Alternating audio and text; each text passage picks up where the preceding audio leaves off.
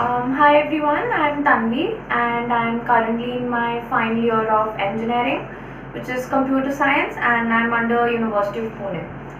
So I recently gave my GRE and I scored a cumulative score of 327, and the breakup was a 165 in quantitative and a 162 in verbal. Hey, that's an awesome score. First of all, congrats. Thank you. So let's take a step back and then go through the entire process, because 327 is a pretty high score, and I'm sure you're feeling a little overwhelmed right now. I'm sure you would have started with like shortlisting, institutes, educational institutes for like your GRE preparation. So how did you go about that process, and what made you choose Jamboree? So initially, when I went online to look for institutes, there are multiple institutes which give coaching today, but I think the one name I'd been hearing right from when I prepared for my SATs also was Jamboree itself. And when I came here and I talked to the teachers and everyone, and I saw the material that they were giving, the post-class support, and especially the portal with so much content, I felt that even after we complete our studies for GRE, I think the most the most important part of preparing for it is the 1 month or 2 months we give ourselves for the self-preparation, and I think that's where Jamboree helps us the most. So I think overall the way they support the student through the entire process is what made me choose Jamboree in the end. Right. So, and once classes started, so what was your in-class experience? How were like sessions by Deepika and Ram? So, I think I always enjoyed English a lot.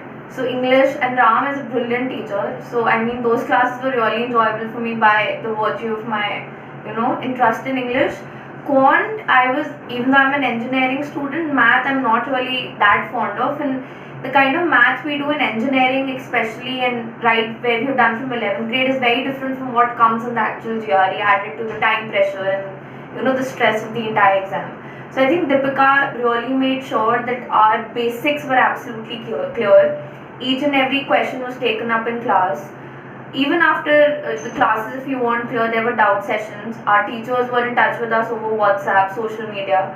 So we could contact them at any time. So I think Deepika really made me come up from around a 115 quant to the 165 I am today. I think I credit that to her. I think the way she taught us the basics. right. You've already mentioned about the portal. So how did you structure your post-class prep? So I gave one mock during the middle of my preparation, I think 2 weeks into when I started taking the classes, and then after I completed my classes I gave one mock test. So after that I figured out where I stand regarding both verbal and math, and for me again I was doing well on verbal. So, and math I was getting very scared also because I wasn't doing well and I got a little scared. So because of so many sectional tests which were there on the portal, I could work within a stipulated time frame, and I started doing the sectional tests first, and within a gap of a week or so, I started giving my mock. So I definitely noticed a change in my mock tests and my level of confidence because I had the sectional tests.